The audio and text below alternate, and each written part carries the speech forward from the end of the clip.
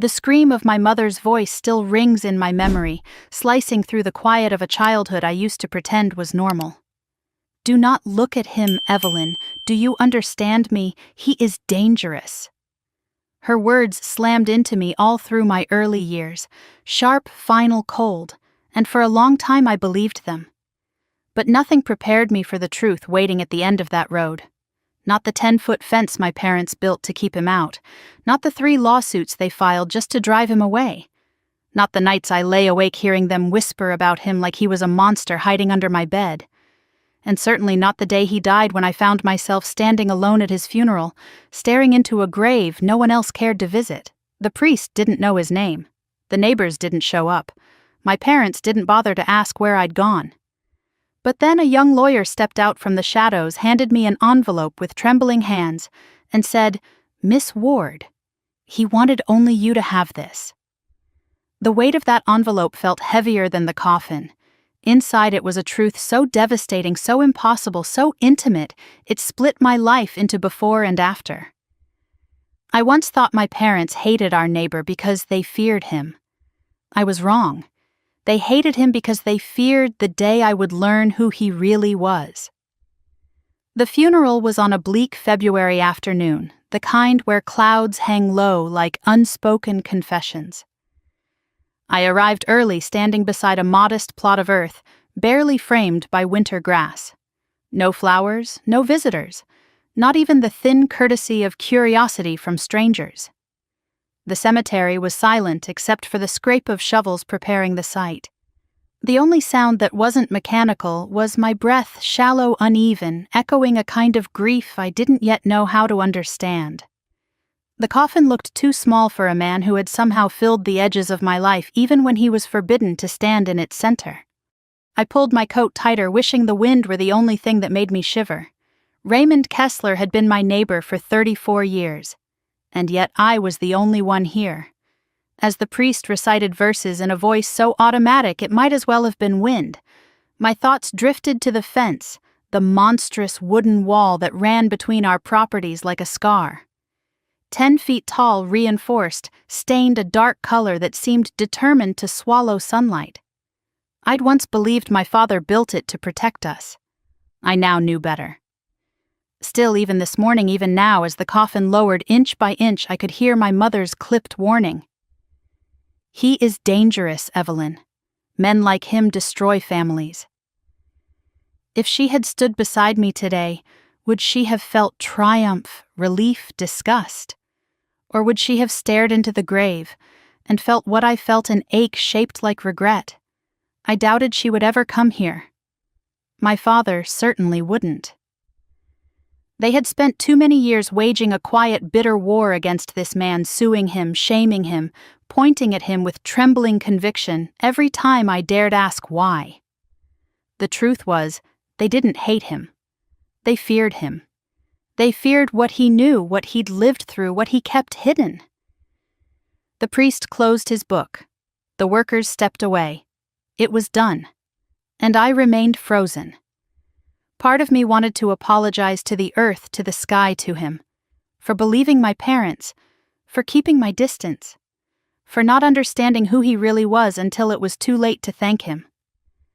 I stood there until the cemetery crew left, until the priest climbed into his car, until the last traces of ceremony faded into the cold.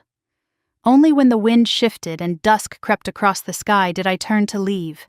That was when I saw him.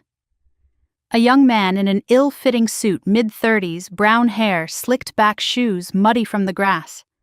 He approached with a nervous, hesitant energy, as though unsure how close he was allowed to stand. "Miss Ward?" he asked. "Yes," I replied. He held a leather briefcase so old it looked inherited. "My name is Andrew Callahan. I was Mr. Kessler's attorney." Attorney? The word hit strangely. Raymond had spent a lifetime alone, so why would he need an attorney? Why would he leave instructions? Why would he care if no one came to this funeral? Andrew reached into his briefcase and pulled out a sealed envelope. "He left this for you. Explicitly for you. He insisted." My pulse quickened. For me, he nodded. He said, You would understand when the time came. The envelope was cold in my hands, as though it had been waiting in the dark for far too long. My name Evelyn was written in slanted handwriting I recognized instantly, even though it had been years since I'd seen it. "I don't understand," I whispered. Andrew hesitated. "He spoke of you often. With affection." Affection. The word caught in my throat. "He wasn't the man your parents made him out to be," Andrew added gently. "That's all I will say. The rest is in the letter." He stepped back as if his part in this story was over. Maybe it was. I stood alone again, the envelope heavy in my palm. I held it tightly, as though it might slip away like all the moments I had wasted. Before opening it, I let my gaze settle once more on the mound of earth. A quiet promise rose in my chest, one shaped by longing and guilt, one I felt deep in my bones. "I'm here," I whispered to the grave. "And I'll learn the truth. I swear I will." I walked slowly back to my car, the envelope clutched against my chest. My hands shook, but I didn't let go. I couldn't. Every step made me feel as if the world were changing shape beneath me, as if the ground were shifting to reveal something long buried. When I slid into the driver's seat and shut the door, the silence felt too intimate, too expectant. I rested the envelope on my lap, tracing the edges with trembling fingers. I inhaled, exhaled, and opened it. The smell of old paper hit me first, the kind of scent that carried time inside it. The letter unfolded neatly, as though handled with care, perhaps many times by hands that knew they wouldn't hold it forever. "My dearest Evelyn," it began. My breath caught before I could read further. The words blurred for a moment. I blinked, wiped my eyes, and continued. "If you are reading this, it means I am gone. And it means I must finally tell you what I never had the courage to say in life." My heart pounded. "I have loved you every day of your life." Tears burned hot and fast down my cheeks as the world fell silent around me. "Every day of your life." The letter continued. "You were kept from me, hidden from me. But I watched you grow, spoke to you when I could cherished every moment you allowed me to be near you. You brightened years of my life I thought would remain dark." A sob escaped me. I covered my mouth. "I know your parents told you to fear me. They did so not because I had harmed them, but because I knew a truth they spent their lives trying to bury." A chill ran through me. "Evelyn, I am your grandfather." I read the line again, and again. My grandfather. The man behind the fence. The man who carved birds with trembling hands. The man who watched me grow up in stolen fragments through a sliver of wood. The man my parents declared dangerous. He was family. Blood. Love. My chest ached with something sharp, a mix of guilt, understanding, devastation, and something else I hadn't felt in years. Belonging. The rest of the letter waited patiently, but I couldn't read it yet. I needed time, breath, space. My world had cracked open in a single sentence, and the pieces hovered mid-air, waiting to fall into something recognizable. Outside the cemetery, lights flickered on pale beacons against the thickening dusk. For a long moment I simply stared at Raymond's house across the street from mine. The windows were dark, the curtains still. But the shadows inside no longer frightened me. They called to me. They whispered, "Come, Evelyn. The truth is waiting." With trembling hands, I refolded the letter and slid it back into the envelope. Tomorrow I would go inside that house. Tomorrow I would walk through the rooms he had lived in for decades. Tomorrow I would find the attic where the rest of the truth waited, aching, patient, ready. Tonight I held the envelope to my heart and let myself feel everything I'd been denied for 34 years. Love, grief, recognition, and a promise of clarity. Because the story of my life had been rewritten in a single breath. And I wasn't afraid of the truth anymore. I stood at the kitchen sink that Sunday morning, staring through the window at the 10-foot fence my parents once built with a kind of religious fury, And for the first time in years, I let myself remember what it felt like the day they declared our neighbor Raymond Kessler a threat to everything they claimed to love. I was only 7 then, too young to understand the way fear and secrets rot inside a home, but old enough to feel the coldness that lingered whenever his name slipped into the air. My parents never used his name as something human, only as a warning. He is dangerous. He is unstable. He is not to be trusted. They said those words so often that I almost believed them, almost convinced myself the man who lived 20 feet away could somehow reach through the walls and ruin us. But the truth was, ruins were already forming inside our house long before I understood what shape they would take. Most families talked during breakfast. Mine moved around the kitchen like ghosts avoiding one another. My mother fussed with the stove opening and closing cabinets just to have something to do with her hands. My father hid behind his newspaper flipping pages loudly whenever silence pressed too close. I sat at the table with a bowl of cereal that had long gone soggy. The routine never changed. Their tension was a kind of weather inside the house, predictable, heavy. I used to wonder if other children felt that weight before they even learned to name it. My father broke the quiet first. He lowered the newspaper just enough so he could stare past me through the window directly at the fence. He didn't even hide his disdain. "That man hasn't left his driveway in 3 days," he said, shaking his head, standing out there looking around like he's waiting for something. My mother didn't look up from the pan she was scrubbing. "He wants attention." "Don't give him any." "He's trouble," my father muttered as if speaking to the floor. My mother repeated it softly under her breath as though it were a prayer. "He's dangerous." I stopped eating. Dangerous. I didn't know what that meant in the real world. In my imagination, danger meant monsters or strangers or shadows that chased you down alleys. But Raymond didn't look like a monster. I had seen glimpses of him through cracks in the fence before my father sealed every inch. He had white hair, slow movements, the soft hunch of someone who carried more sadness than strength. He reminded me of the old men I saw at church who shuffled in with trembling hands and too much humility. And yet every time my father spoke his name, something inside him hardened. My mother caught me looking toward the fence. "Evelyn," she snapped. "Eyes on your food." I jerked back to my bowl. But inside a question pulsed quietly. What did he do? What was so terrible that it made 2 adults live in fear of a man who looked like he barely had enough breath left to walk to his mailbox? After breakfast, I went outside with the intention of reading on the porch, but I didn't even make it to the steps. There he was again in his yard, though mostly hidden by the fence my father had built. I only caught the top curve of his shoulders and the movement of his hand as he set a flower pot on the ground. He wasn't doing anything threatening. If anything, he looked lonely. I stood there uncertain until the screen door slammed behind me. My father stepped out, his gaze slicing directly past me. He watched Raymond like a predator watches something it refuses to let near its territory. Without a word, he grabbed the broom and marched toward the fence, sweeping dust at its base, even though there was nothing there to sweep. I turned to go inside, but he spoke.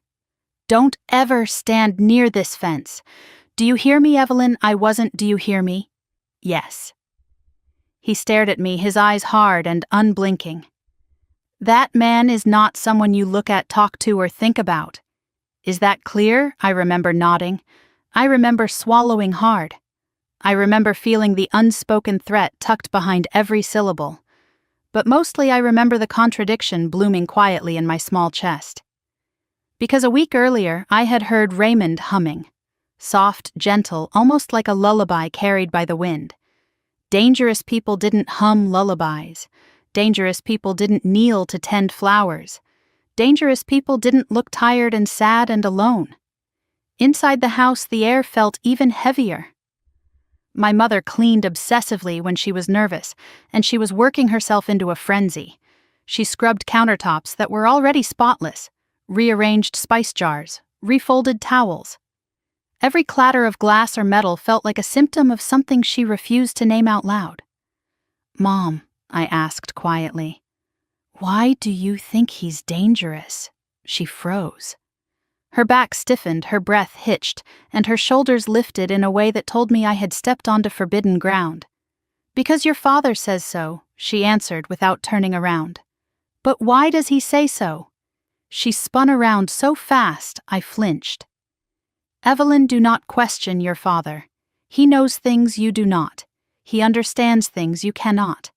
That man is dangerous, and that is the only answer you need." Her voice cracked on the last word. And that scared me more than anything.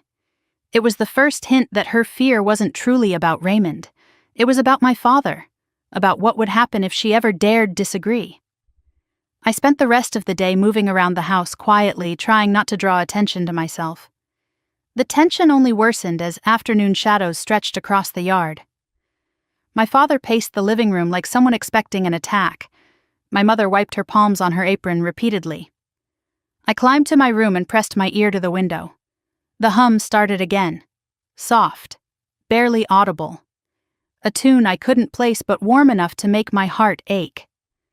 Without thinking, I followed the sound outside, walking as quietly as I could until I reached the edge of the fence. I wasn't planning to talk to him. I wasn't even planning to look through the hole. I just wanted to hear the humming. But when I knelt down, something caught my eye. A shape, a sliver of light, a glimmer of movement, and then a shadow slowly shifting toward the small knot of wood that time had carved into an opening. Before I knew it, before fear or obedience or caution could pull me back, my face was near the hole. Then I saw him. Not the version my parents described, not the monster my father imagined. Just an old man sitting in a chair with a book on his lap and the gentlest expression I had ever seen. He wasn't humming now. He was simply breathing, eyes closed, a look of peace as rare in my world as kindness itself. He opened his eyes at the sound of my breath. He didn't startle. He didn't glare. He didn't look offended or suspicious. He smiled. Softly. As if he had been waiting for this exact moment. "You shouldn't be here," he said quietly. Something in me tightened. "I know. And yet you are." I heard humming. He nodded slowly. "I hum sometimes when I'm lonely." I swallowed. "Are you lonely a lot?" He let out a breath that trembled just slightly. "Every day." His honesty tugged at something deep inside me. I didn't know what to say, didn't know how to comfort a grown man when I could barely comfort myself. Before I could think of anything, he added, "But I feel less lonely right now." I felt heat rush to my cheeks. We looked at each other through that tiny hole, and for a moment the fence didn't feel like a barrier. It felt like a connection. Then he reached into his pocket and rolled a small wooden carving toward me. A bird. Smooth, carefully shaped, the kind of thing made by hands that worked slowly and with love. "For you," he whispered. I stared at it. Why? Because someone should give you something kind today. My breath caught. Behind me, the porch door creaked. My father's voice called my name, sharp and irritated. I panicked. Raymond saw the fear in my eyes and leaned back, gently lifting his hand in a small, reassuring gesture. "Go." I won't say a word. I ran inside before my father could come searching. Dinner that night tasted like nothing. My mother kept glancing toward the window as if expecting danger to crawl through the glass. My father muttered darkly under his breath, the words too low to decipher but heavy enough to alter the air. I didn't speak. I barely breathed. The wooden bird sat hidden in my pocket, warm from my hand, warm from his. And somewhere in the back of my mind, a truth began to take shape.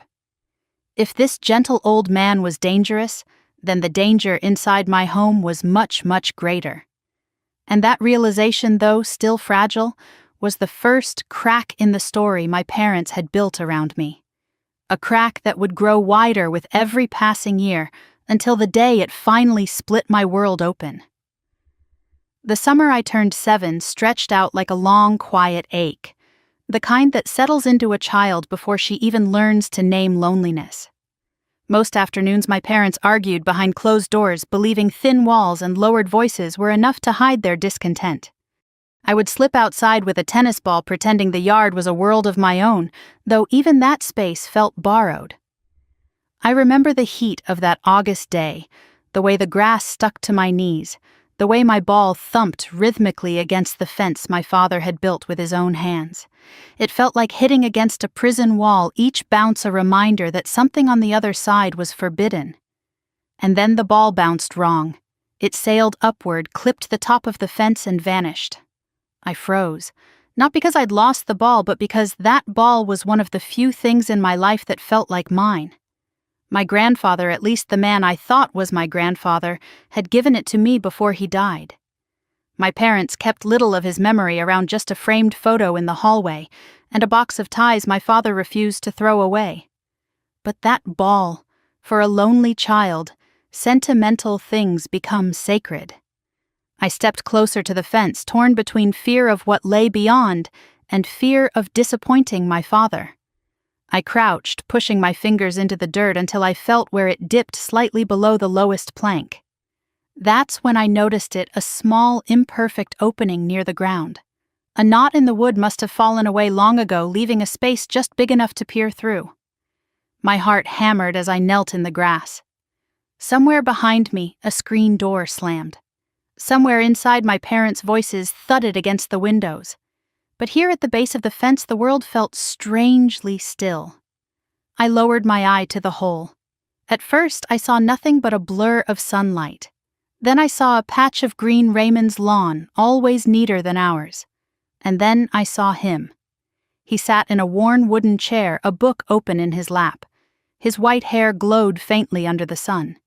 His face, lined with the softness of age, turned slightly, as though he sensed movement. I didn't expect him to notice me. But he did. He looked directly into the hole directly at me.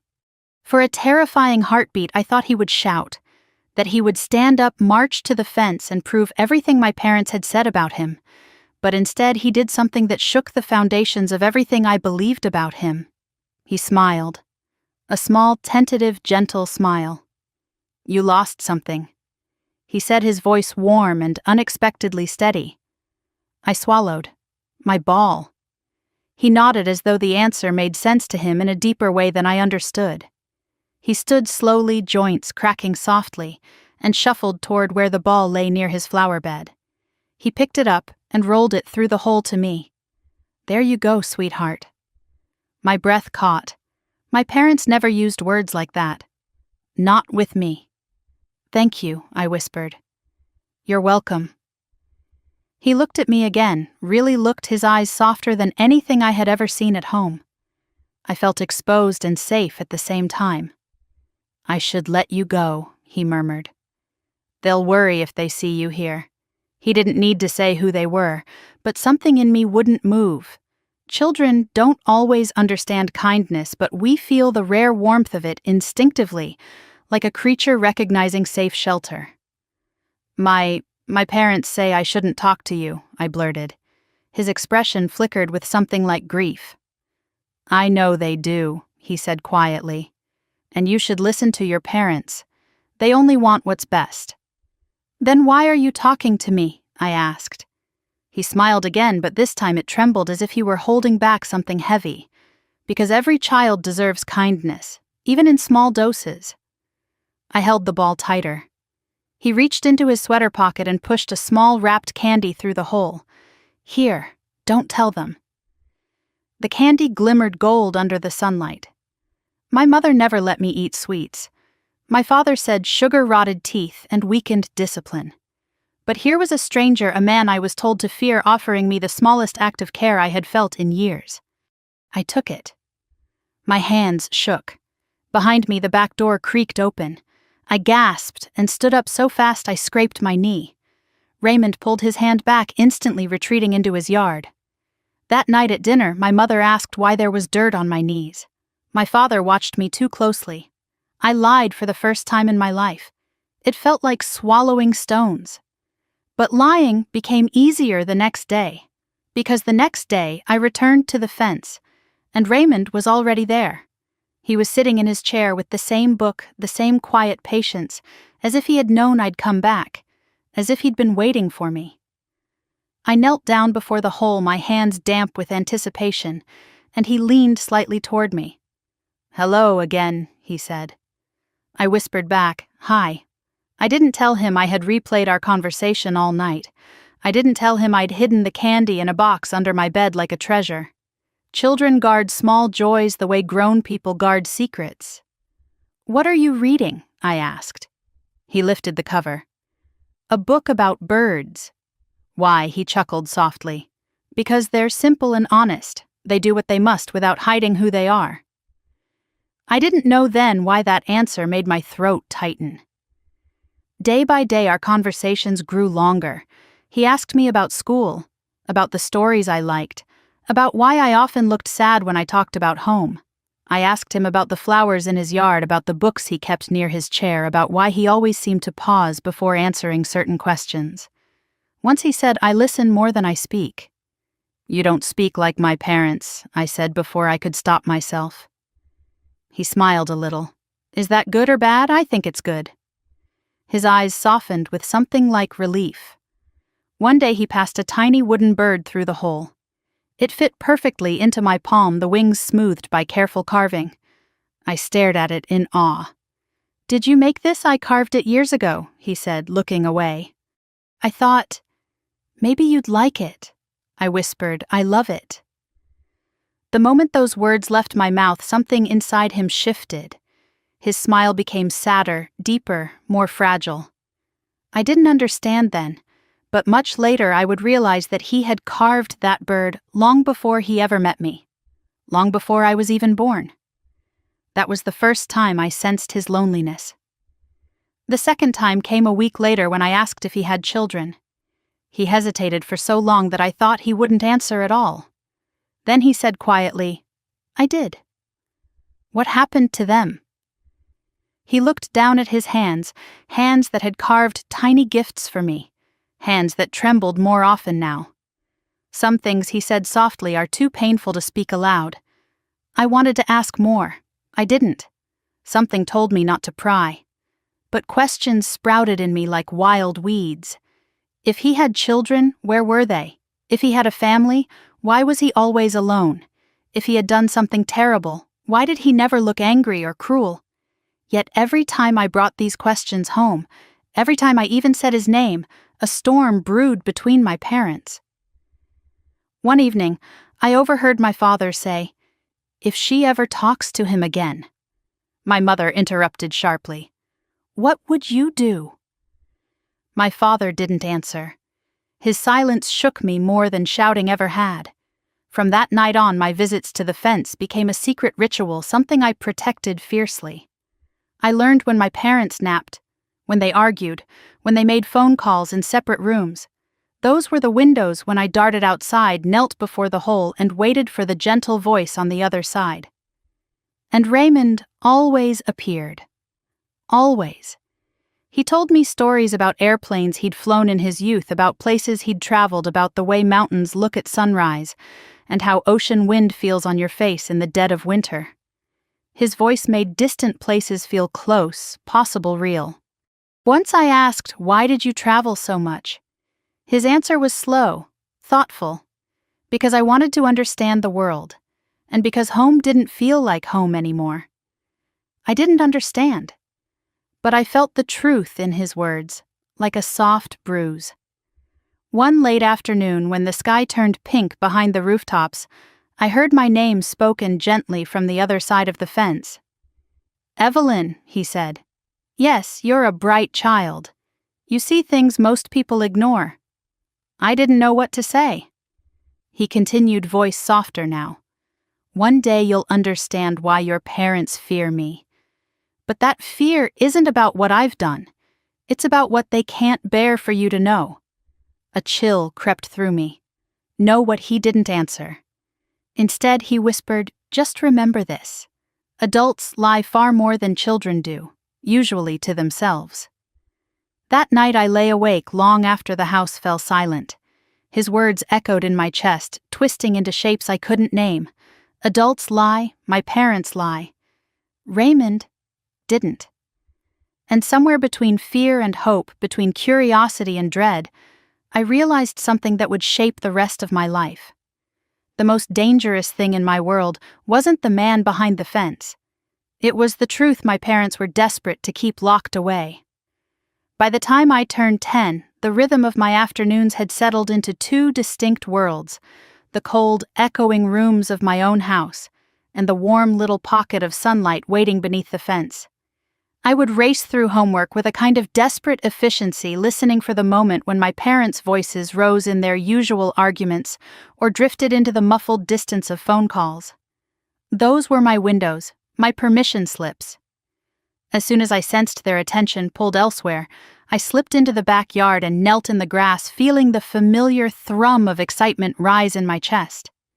It was the only time of day I felt like myself. Sometimes Raymond was already there, as if he knew exactly when I'd appear. Other times I'd wait only a few seconds before hearing the soft scrape of his chair or the faint shuffle of his steps moving across his yard. He always spoke in that same gentle tone, as though every word were shaped carefully, lovingly meant for me alone. "What did you learn today, Evelyn?" he would ask. And I would tell him everything. Things I never spoke about at home. Things no one in my family ever asked. He listened the way a thirsty man drinks water, with an intensity that made me feel important, visible, wanted. Sometimes he laughed at my jokes. Sometimes he asked questions that made me think harder than any teacher ever had. Sometimes he sat in quiet admiration while I explained my favorite history stories. "You have a curious mind," he'd say. "That's a gift. Don't let anyone take that from you." No one had ever said anything like that to me before. Certainly not my parents, who reserved praise the way some people reserve fine china locked away, never used, only displayed to impress others. Around them, I learned to shrink myself. Around Raymond, I learned to stretch, to breathe, to wonder. He shared pieces of himself too, in small, careful fragments. He told me about the countries he had visited when he was younger, about the way the air smelled in Rome at dawn, about the colors of the market in Marrakesh, about the quiet ache he felt when he stood at the edge of the Grand Canyon and realized how small one life really was. His voice always softened when he talked about traveling, as if he were speaking not just of places but of versions of himself long gone. "Do you still travel?" I once asked. He smiled in that sad way I was beginning to recognize. "Not anymore. My world is smaller now, but yours doesn't have to be." I didn't understand the depth of his sadness then. I just knew I wanted to keep talking to him, to keep building that secret world between us. And every few days he gave me something: a polished stone he'd found years ago on the Oregon coast, a comic book with pages soft from age, a bookmark carved with delicate swirling patterns. Each treasure felt like a lifeline, and I hid them all in a shoebox under my bed, terrified of what my parents would do if they discovered them. My mother especially had become increasingly suspicious. She watched me with an intensity that felt like a spotlight. Her eyes flicked to my hands, my pockets, my shoes, as if expecting to find evidence of betrayal. One afternoon I made a mistake. A tiny one, but in our house, tiny mistakes had a way of exploding into catastrophes. I dropped a candy wrapper in the backyard. It wasn't even from Raymond, just something I'd been saving. But when my mother came outside later that evening and spotted it near the fence, she reacted as though she'd found a live grenade. "Where did this come from?" she demanded. My heart thudded painfully. I don't know." Her voice sharpened. "Evelyn, do not lie to me. I'm not." She crouched down, snatching the wrapper with trembling fingers. Her face drained of color. "Did he give this to you, Mom?" "No, answer me," she screamed so loudly I jumped. Before I could speak, my father appeared in the doorway, drawn by the sound. His eyes swept the scene and landed on the wrapper. "What is that?" he barked. My mother held it out to him, her voice unsteady. "Candy," his jaw clenched. "From him, I don't know," she whispered. He turned to me. "You've been told never to talk to that man." "Have you disobeyed us?" I shook my head too quickly, too desperately. I could feel the lie bleeding through my skin, trembling in my breath. My father stepped forward, towering above me. "If I ever find out you've been near that fence again, there will be consequences you won't forget." My mother looked away. She didn't comfort me. She didn't defend me. She didn't ask why a child might need kindness so badly that she'd risk punishment for it. That night, I lay awake staring at the ceiling, my shoebox of treasures tucked under my ribs like a secret heartbeat. I knew I was living two separate lives now. I knew that one of them, my quiet, luminous world at the fence, would be destroyed if my parents ever found out. The next afternoon I went back anyway. Raymond saw the tension in my eyes before I even said a word. "Something happened," he said gently. I nodded. "My mom found a wrapper. She thinks you gave it to me." He exhaled slowly. "I'm sorry. I should be more careful." "No, I should be more careful." He shook his head. "Children shouldn't have to be careful just to feel cared for." I blinked hard. "They think you're dangerous." A flicker of pain crossed his face.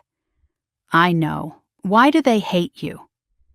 He took a long time to answer. His gaze drifted toward the house I lived in, a house painted with the colors of silence and fear. "It's not hate," he finally said. "It's fear. And fear grows when people bury the truth instead of facing it. But what truth?" He looked down, his voice barely audible. "A truth you're not old enough to hold yet." It wasn't the first time he hinted at something deeper, and it wouldn't be the last. But that day, the heaviness in his voice sank into me like a quiet bruise. I sensed a story swirling just beneath the surface of his words, something fractured and fragile and bound tightly to my family. Still, the next moment he surprised me. "Close your eyes," he said. I hesitated, then obeyed. I heard the soft scrape of wood against his chair, the faint rustle of paper. Then something light touched my palm. I opened my eyes and saw a small wooden bird similar to the other he'd given me, but more detailed, more careful. Under its wing, carved in tiny script, was a single letter. E. I stared at him. "You carved this for me." "I did," he said softly. When he hesitated again, his eyes filling with something I didn't understand. "A long time ago." I turned the bird over in my palm, feeling its smooth curves, its careful lines. A warmth spread through me, one that felt suspiciously like belonging. But the questions only grew. Why did he carve something for me long before he ever met me? Why did he look at me sometimes with an ache that was almost paternal? Why did my parents glare at him with such venom? I tucked the bird into my pocket, feeling its small weight like a promise. As the sun dipped lower, Raymond began telling me about the first time he learned to carve wood. He spoke of his father teaching him when he was young, of long evenings spent sanding, shaping, finding beauty in imperfection. His voice grew soft as he drifted into memory. "I used to dream," he said, "of teaching a child of my own someday. Someone who might want to learn, someone who might sit with me while I carved." "Did you ever teach your kid?" I asked. He looked at me for a long moment, his smile sad and distant. "No. Life had other plans." His words hung in the air, aching with emptiness. Before I could ask more, I heard the distant slam of a car door on my side of the fence. Panic surged through me. I scrambled to my feet, brushing grass from my knees. "I have to go," I whispered. He nodded. "Go, and be careful." I ran into the house just as my father walked into the kitchen. He studied me, eyes narrowed, as though trying to read the truth straight off my skin. I kept my head low, my hands tucked behind me, the wooden bird pressed against my palm. That night when I lay in bed, I held the bird to my chest and closed my eyes. Raymond's voice echoed through my mind, soft and steady, a kind of lullaby born from longing. Somewhere deep inside me, a truth began to unfurl, quiet, tentative, but undeniable. This man, the one my parents loathed, saw me more clearly than either of them ever had. And though I couldn't explain why I felt drawn to him with a loyalty I didn't yet understand, I didn't know then that he had been waiting for me long before I was old enough to walk. I didn't know he was watching my life from behind shadows of grief and guilt. But I felt something, a connection, a thread, a question that would change everything. Why does he look at me like he's remembering something precious? I fell asleep clutching the wooden bird, unaware that the truth behind that look would one day shatter everything I believed about who I was and where I came from. I was 16 the first time I stood on Raymond Kessler's front steps, my hand hovering over the doorknob, my pulse drumming hard enough to shake my ribs. Until that day, every moment we shared had been filtered through the narrow opening beneath the fence, a secret world small enough to fit inside a child's imagination. But childhood was slipping away from me fast and quietly, and something inside me ached for more than whispered conversations through a sliver of wood. I wanted to see him without barriers. I wanted to understand why he sometimes looked at me as though he were remembering a life he'd once lived. The sky was a pale winter blue that afternoon, cold and clean. I had used my new driver's license as an excuse to slip out of the house. My parents barely noticed my comings and goings anymore. They were preoccupied with their own battles, silent or otherwise. I parked around the corner so they wouldn't hear the engine or glance out the window and spot me. My breath fogged in front of me as I walked up the walkway to Raymond's porch. For a moment I hesitated, my hand shaking in midair, wondering if I was doing something irrevocable. But I knocked, softly at first, then with more courage. Footsteps shuffled inside. The door opened an inch, then fully, and there he was. The man my parents had called dangerous. The man who had given me candy and carved wooden birds with trembling hands. The man who sometimes said my name so gently it made my throat tighten. His eyes widened when he saw me. "Evelyn," he breathed, his voice, half wonder, half fear. "What are you doing here? I wanted to see you," I said. "For real. Not through the fence." He looked over my shoulder toward my house. His jaw tightened. "Your parents would be furious." "I don't care." He studied my face as though searching for hesitation. When he found none, something in him softened. "Come in," he whispered. I stepped into his home for the first time, and the world shifted. The air smelled like pine and old books and Earl Grey tea. Every wall was lined with shelves overflowing with novels, maps, journals, and worn paperbacks whose spines had been cracked open 100 times. Photos hung in mismatched frames, mountain ranges, city streets, oceans, sunrises, each one a window into a world he had once walked. I had never been in a place that felt so lived in, so full of story. My house had always felt like a display, clean, coordinated, stiff void of warmth. But Raymond's home felt like someone's heart. He motioned for me to sit on a large yellowing couch, then shuffled to the kitchen. I heard a kettle whistle. Moments later, he returned with 2 steaming mugs of tea. I imagined this moment, he admitted quietly, settling into the armchair across from me. "Seeing you here. Face to face." "Me too," I whispered. We sat in silence for a few seconds, studying each other without a fence between us. His eyes were tired, rimmed with age, but they held a depth I never saw in my parents, a mix of sorrow and pride and something like longing. "You've grown," he said softly.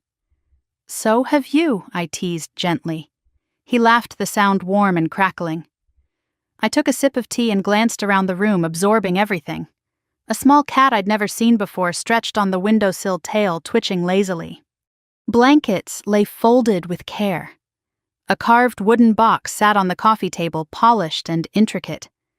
"It's cozy," I said. "It's lonely," he corrected, then gave a small smile. "But it's mine." The honesty in his voice made me exhale slowly. My own home was neither cozy nor lonely. It was tense, rigid, a place where words were measured and affection rationed.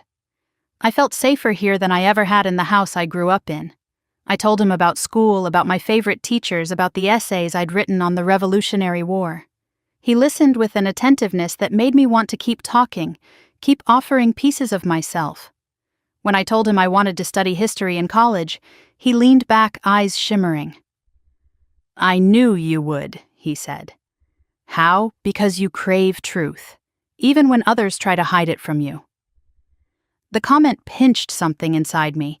I didn't understand how accurately he saw me or why it felt both comforting and terrifying.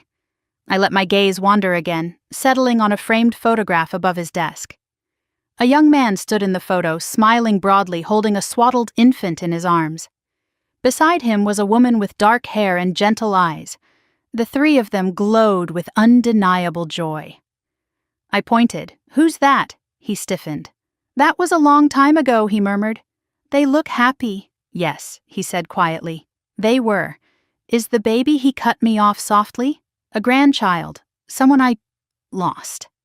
The room felt suddenly smaller. My pulse sped. "I'm sorry," I whispered. He nodded but didn't elaborate. His gaze drifted to the floor, shoulders sagging beneath an invisible weight. I had the sudden urge to cross the room and hug him, something I'd never felt with my own parents. As the silence stretched, he cleared his throat and forced a smile. "Tell me more about your studies." We talked for hours about books, about courage, about choices that ripple through time. He asked me about my dreams, and when I hesitated, unsure how to voice them, he said, "You don't have to be afraid of wanting more than what you were given." Something broke inside me then. I felt tears prick my eyes, which embarrassed me, but he didn't look surprised. "I see the way you dim yourself," he said tenderly. "You don't have to do that here." My breath trembled. I don't know how to be any different. "You will," he murmured. "With time. With truth." I wanted to ask what truth he meant, but before I could, I noticed the door at the end of the hall slightly ajar. Inside, I glimpsed a desk piled with letters, a half-open album, and a wooden chest with the letter K carved on top. "What's in there?" I asked. He turned sharply. "You shouldn't go in that room." His voice wasn't harsh, it was frightened. "Why?" I whispered. "Because you're not ready." He pushed himself to his feet and closed the door gently, as though sealing something fragile, something dangerous. His hands shook slightly when he returned to his chair. "I'm sorry," I said. "No, sweetheart," he replied, voice soft again. "I'm the one who's sorry. There are things I've wanted to show you since the day you were born." He stopped. His face blanched. I froze. "Since I was born?" He inhaled sharply, regretting the slip. "I misspoke," he said quickly. "I only meant since the day you first spoke to me." But the tremor in his voice betrayed him. A knot tightened in my chest. The conversation drifted to lighter things after that, but the air between us was different, charged with questions neither of us dared put into words. When the light outside began to fade, I stood reluctantly. "I should go," I said. He rose slowly, walking me to the door. His hand brushed mine for the briefest second, warm, trembling, familiar. "Thank you for visiting me," he whispered. "It meant more than you know." I turned toward the driveway, but before I stepped off the porch, he said my name. I faced him again. His eyes glimmered in the soft evening light. "If one day you learn something painful," he said, "something that shakes the ground beneath you, promise me you'll remember this feeling." "What feeling?" "That you were loved." My throat tightened, unable to respond. He added softly, "More than you'll ever understand." I didn't know what he meant, not yet. But the words burrowed deep, planting themselves like seeds that would grow roots in the darkest moments of my future. As I got into my car and drove away, I glanced in the rearview mirror. Raymond was still standing on the porch, watching me with an expression so full of longing it nearly broke me. At the time, I thought he was simply an old man grateful for company. I didn't know he was looking at his granddaughter. I didn't know he was hoping for one more chance before the truth shattered everything. I didn't know he was trying to memorize me, because he feared one day I might disappear from his life the way his son once had. If I had known then, maybe I would have turned back.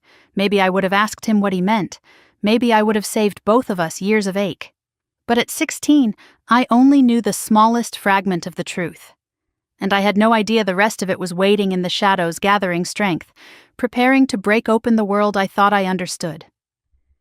By the time I turned 18, the seasons in Providence had begun to change faster than I could keep pace with them, and so had Raymond.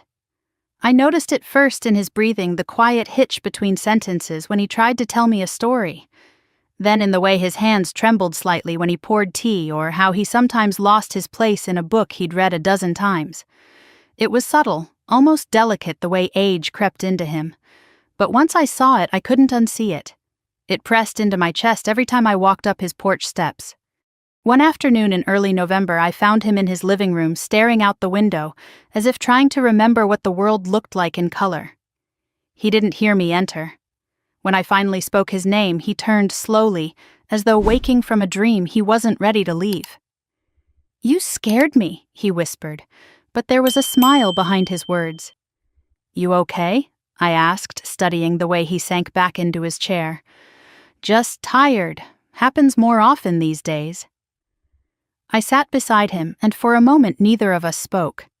The quiet between us had never been uncomfortable before. But today it felt weighted like a truth waiting at the edge of a cliff. His eyes drifted toward me soft, but clouded. "You've grown into a remarkable young woman, Evelyn." I laughed lightly. "You say that every year. I mean it every year." He lifted a trembling hand, then lowered it again, as if unsure whether he had the right to touch me.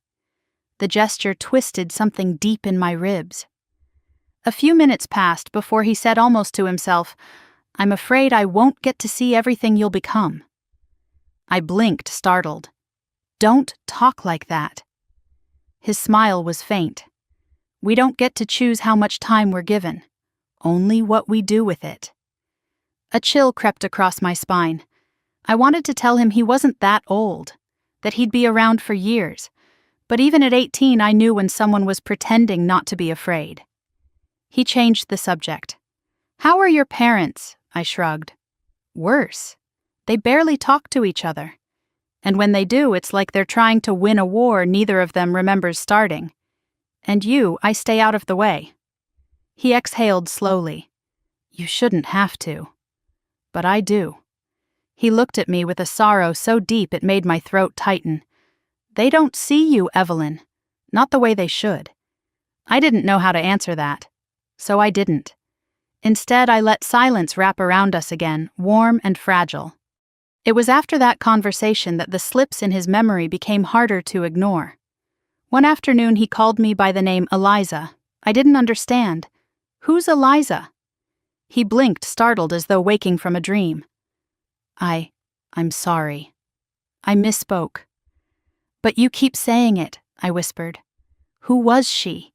He looked away, jaw tightening. "Someone I loved." "Did she die?" A pause. "Yes," he said softly. "A very long time ago." He didn't explain further, and I didn't push him. But I saw the grief flicker across his face, sharp and unmistakable, as though her memory were tied to something he had never forgiven himself for. As winter approached, his health seemed to slip between my fingers like melting ice. His steps slowed. His voice rasped. Sometimes mid-sentence he drifted away, eyes going distant, before returning abruptly, apologetically. "I'm sorry," he'd mumble. "My mind wanders." "It's okay," I always told him. But it wasn't okay. Not to me. One windy afternoon, when leaves scratched against the windows like old secrets trying to claw their way in, I arrived to find him sitting on the floor beside his bookshelf, papers scattered around him. Panic surged through me. "Raymond." I rushed to his side. "What happened?" He looked up confused. I was looking for something, but I can't remember what. I helped him to his feet, feeling how much weight he had lost. He leaned on me more than he realized. "You should rest. I don't have time to rest." The sharpness in his voice startled me. "What do you mean?" I asked. He looked at me with urgency, his eyes suddenly clear, painfully clear. "I should have told you years ago. I should have found a way to do it before now." Told me what his breath faltered. "The truth. About your parents. About me." My stomach clenched. "Raymond." "What truth?" But his eyes flickered again, the clarity fading, and he slumped back into his chair, exhausted. "Not now," he whispered. "I'm not ready." I wasn't ready either. But I wanted to be. The next evening, the consequences of our secrecy edged closer than either of us expected. As I slipped into his yard through the side gate, a route I used when I didn't want to risk being seen, my mother stepped into the kitchen window at the exact moment I passed by. Her eyes widened, her face draining of color. I ducked instinctively, heart pounding, but the damage was done. When I returned home, she was waiting. "Where were you?" she demanded. "Library?" I lied. She stepped closer, gripping the counter so tightly her knuckles whitened. "I saw you." My heart hammered. "Saw me what? Don't lie to me, Evelyn. I saw you near his house." I froze. My father appeared behind her, his shoulders tense. "You disobeyed us." I opened my mouth, but no sound came out. My mother's voice broke. "Do you understand how dangerous he is? How much we've tried to protect you?" "Protect me from what?" I shot back. "He's never done anything to hurt me." "You don't know what he's capable of," my father snapped. "Then tell me," I cried. "What did he do? Why do you hate him?" They both fell silent. My mother closed her eyes, a tear slipping down her cheek. "Some things you're better off not knowing." My father's face twisted, not with anger but with panic. "Stay away from him," he said, his voice shaking. "If you know what's best for you, stay away." I ran to my room, slamming the door behind me. For the first time in my life, I felt a crack of doubt, not about Raymond, but about them. What were they hiding?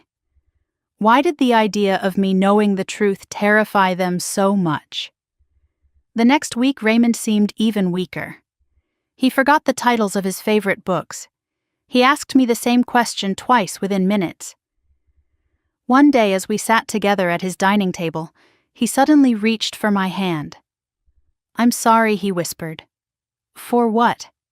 "For not being there the way I should have been. For not telling you sooner. For letting fear guide my life." My pulse quickened. "Raymond, are you talking about my parents?" His eyes shimmered with pain. "I made choices long ago that set everything in motion. Tell me," I pleaded. "Tell me what happened." He shook his head. "Not yet. But soon. Before it's too late." A chill spread through me. Too late for what I asked. He didn't answer. Instead, he asked me about college, what I wanted to study, where I hoped to go. I told him I'd been accepted to Providence College, that I wanted to live close enough to keep visiting him. At this, something like gratitude washed over his face. "I'm glad," he said softly.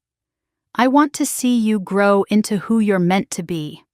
I come here because you believe in me," I admitted. "No one else does." His eyes softened. "Of course I believe in you."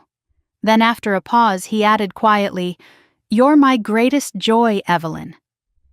I felt those words sink into me like sunlight warming a place long left cold, but even that warmth couldn't quiet the fear rising in my chest.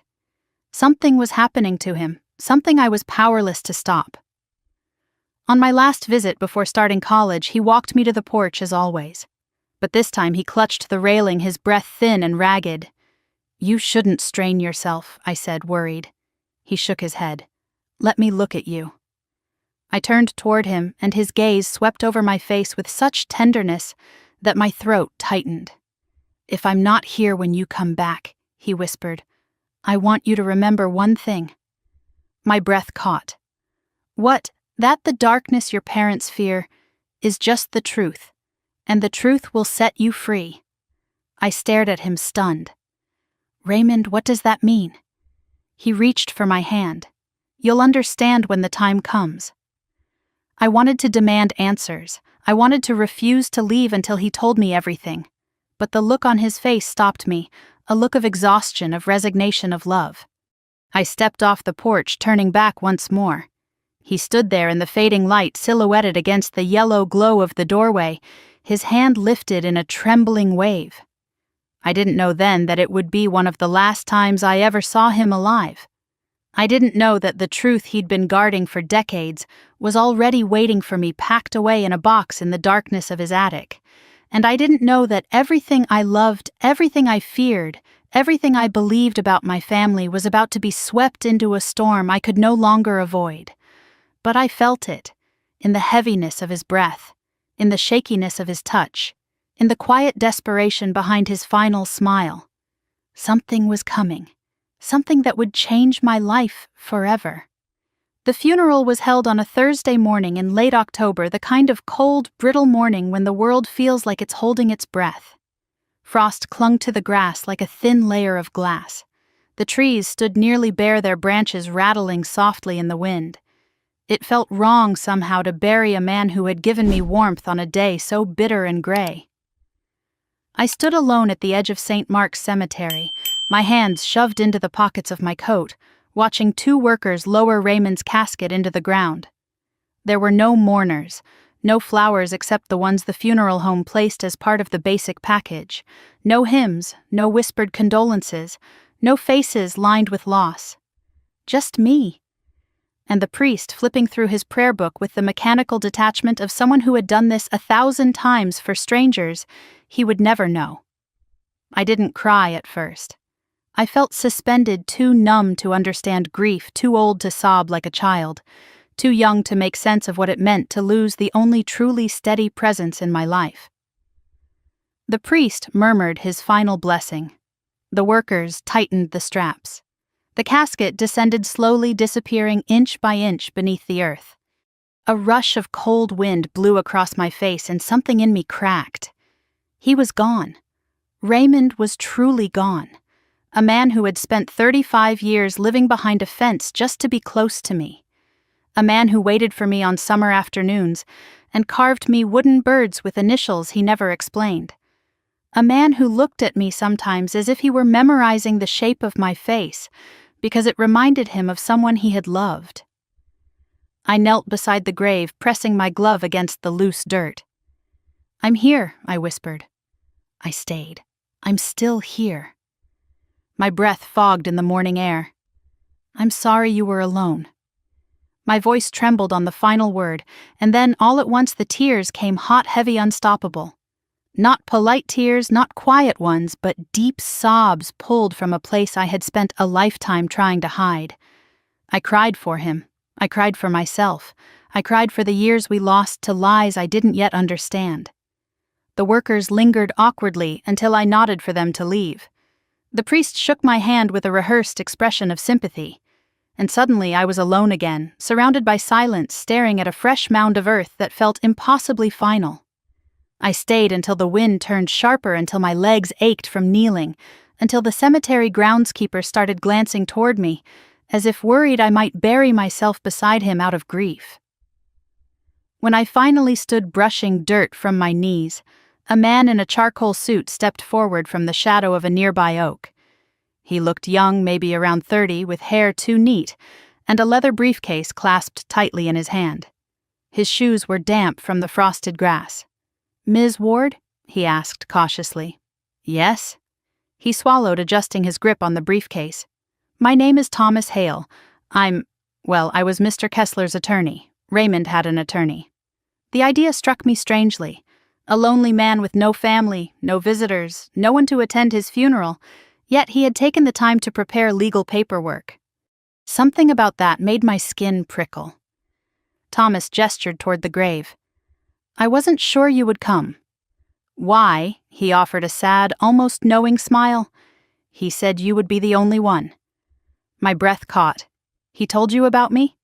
"Yes." Thomas reached slowly into his briefcase and withdrew a large sealed envelope. He left strict instructions. "I was to give this to you personally. No one else."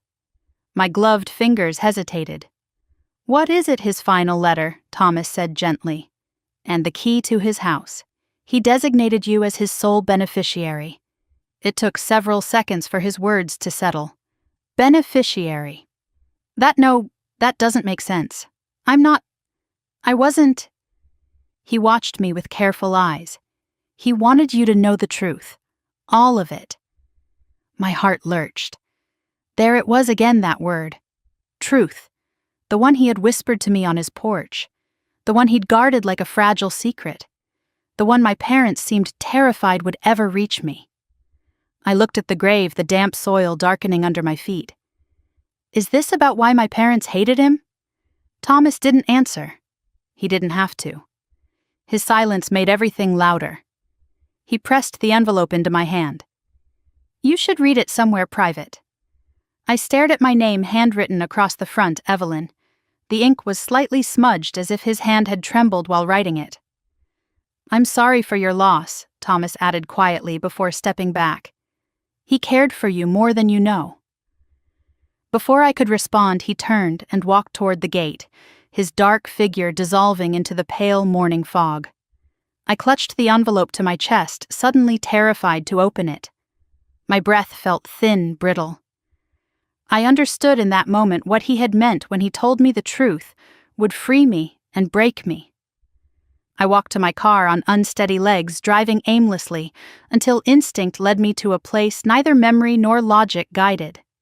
A small overlook above the river, quiet except for rustling leaves and water folding gently against the shoreline. I sat in the driver's seat, fingers trembling as I peeled open the seal. Inside was a single handwritten letter and a brass house key tied to a faded piece of ribbon. And when I unfolded the letter, I saw his handwriting shaky, familiar, full of pauses and cross-outs, as though he had rewritten the same sentence 100 times before surrendering to truth. My dearest Evelyn, if you are reading this, it means I am gone, and it means I failed to tell you in life what you deserved to know from the moment you were born. My breath caught, the paper blurred. I blinked hard and kept reading. I am writing now because love gives courage that fear never could, and my love for you has been the one constant light in my life for 35 years. 35 years. The exact amount of time he had lived next door. My heart thudded painfully.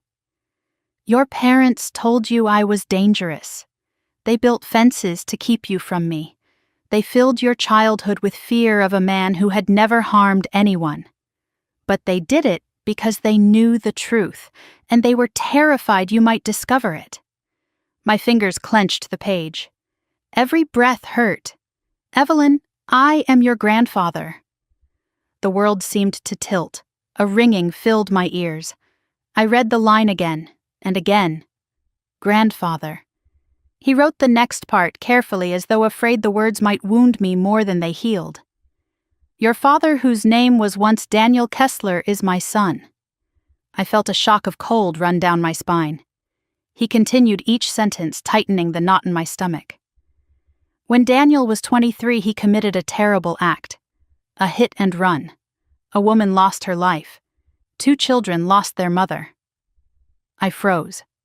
He fled the scene.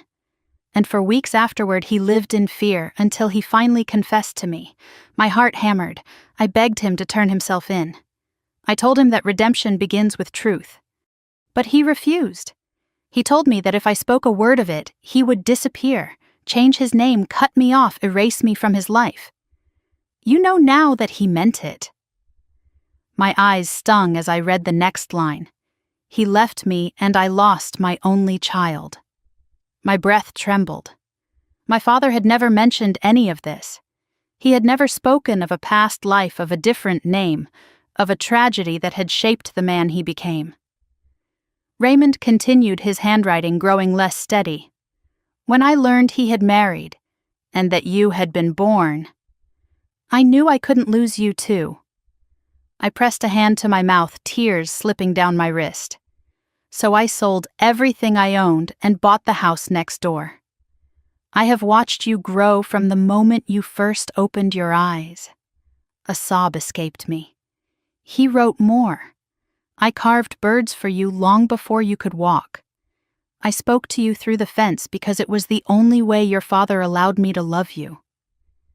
Every gift I passed through that sliver of wood was a prayer that one day you would know who you truly are. My vision blurred completely. I kept reading. In my attic is a box labeled The Truth. Inside are documents, letters, photos, everything you need to understand what happened the night Daniel changed all our lives. And then the final line. I am proud of you, Evelyn. I always have been. You were never alone. You were always loved. Your grandfather, Raymond Kessler.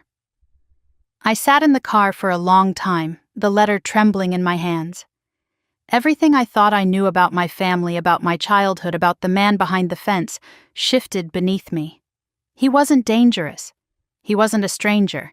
He wasn't the villain of my parents' stories. He was my grandfather, and my father was hiding something monstrous.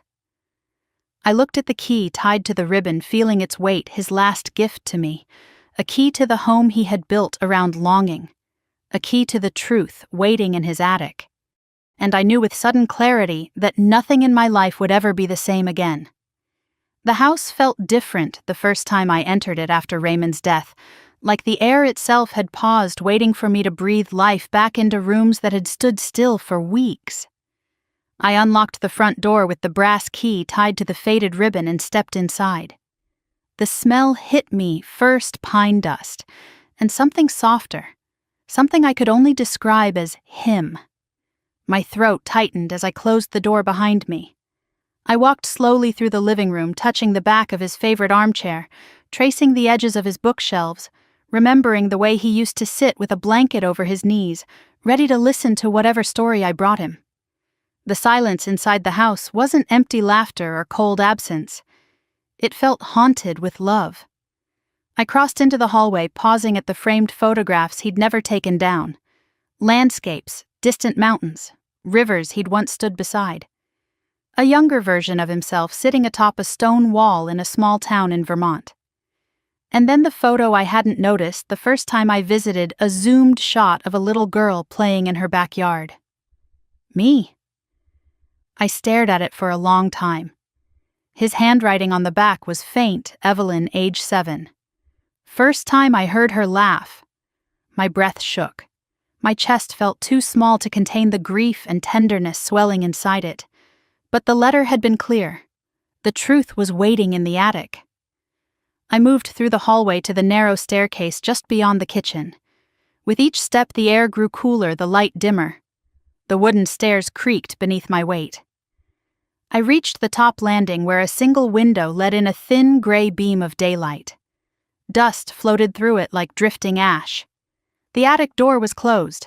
It felt wrong to open it without knocking. So I did. A soft, pointless rap one that broke the quiet. Of course no one answered.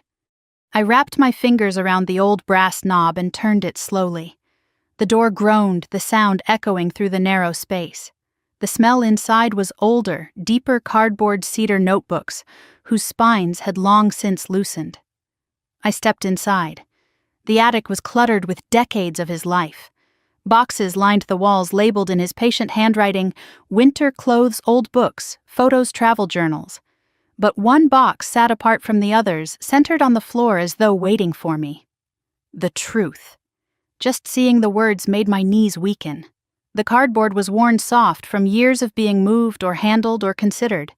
He must have opened it often, maybe reread its contents, maybe wondered who would carry this burden when he no longer could. I knelt beside it and hesitated, my hand hovering over the lid. I whispered to the quiet room, "I'll read it, Raymond. I'll know everything you wanted me to know." When I lifted the lid, the dust stirred like breath. Inside were stacks of documents, photographs, letters wrapped in string, and a few items I didn't recognize. I lifted a newspaper clipping from the top. The edges had yellowed with age. The headline struck me like a blow, "Hit and Run Claims Life of Local Mother." The date, June 9th, 35 years ago. My vision blurred as I scanned the article. A woman named Maria Ortiz, age 31, struck by a vehicle while crossing a residential street. Witnesses reported seeing a young man fleeing the scene. A blue sedan. No plates clearly visible. She left behind 2 children ages 5 and 8. My voice cracked as I whispered, "Oh God." The next item was a series of photos, grainy prints of a car with a crumpled front bumper. A younger version of my father stood near the vehicle, half hidden the photo, taken from a distance, as if Raymond had been afraid to get closer. Then I found a handwritten letter. My father's handwriting, sharp, slanted, unmistakable. "Dad, I don't know what to do. I'm terrified. I can't sleep. I see her every time I close my eyes. Please don't tell anyone. I'll lose everything." I pressed the letter to my forehead, shaking. I wanted to drop it. I wanted to burn it. I wanted to scream. I kept reading. Please, Dad, I'm begging you. I'll do better. I'll change. I just can't face prison. I'll disappear if you go to the police. Tears streamed down my face. I could see him writing it, frantic, selfish, desperate. The next letter was written in my grandfather's familiar, steady script. Daniel, you must turn yourself in. A woman is dead. Her children deserve justice. Running will not save you. It will destroy you and everyone you love. The next note was shorter, jagged, almost violent in its strokes. If you tell anyone, I will never speak to you again. I will change my name. You will never meet your grandchild. My entire body went cold. I whispered the name quietly, Daniel. My father had been Daniel Kessler. He had reinvented himself as Daniel Ward. He had severed his own origins like a diseased limb, dragging us into a life built on cowardice. For a long moment I knelt there, trembling, unable to breathe, unable to think. The attic seemed to tilt around me as if the truth itself had weight. When I could finally move again, I lifted the second stack of items from the box. Inside was a small envelope with decades-old postage. It was addressed to my granddaughter, Evelyn. To be opened when you are ready. My breath hitched. I opened it with shaking hands. Inside was a simple piece of paper on which he had written, I have loved you every day of your life. Just that. No more. I wiped my tears with the back of my hand, feeling the ache spread slowly through every part of me. Beneath the envelope was a stack of photos, dozens of them. Me from different ages, playing in the yard, riding a bike, walking home from school, sitting on the porch with a book. He had watched me grow up from a distance, capturing moments he could never share. The final item in the box was a police report Raymond must have requested copies long after the case went cold. Attached was a list of witness accounts, a description of the vehicle, a map of the street where the accident occurred, a street not far from where my parents once lived before I was born. I sat back on the wooden floor, the truth heavy in my lap like a second heartbeat. My tears wouldn't stop. My chest felt too tight to contain all the grief and anger swelling inside it. I whispered into the silence, "Why didn't you tell me sooner?" But I already knew the answer. My parents. My father had threatened to disappear if Raymond told anyone, and my mother, whether out of loyalty or fear, had chosen to stand beside him. They had buried a woman's death beneath layers of lies. They had stolen a grandfather from his granddaughter. They had chosen the comfort of silence over the price of truth. And Raymond, he had chosen love. Love at a distance. Love through a fence. Love in the shape of wooden birds and quiet conversations.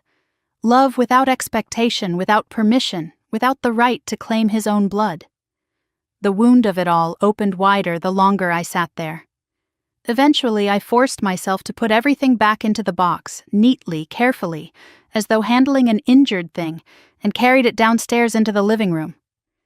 The late afternoon sun slanted through the windows, catching dust motes that danced like ash around me. I sank into his armchair, holding the box to my chest. I wasn't ready to confront my father. Not yet.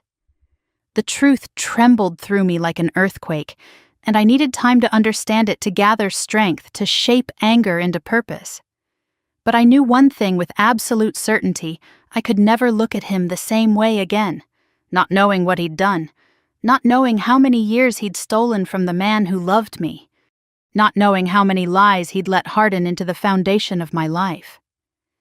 The sun began to set, casting long shadows across the room.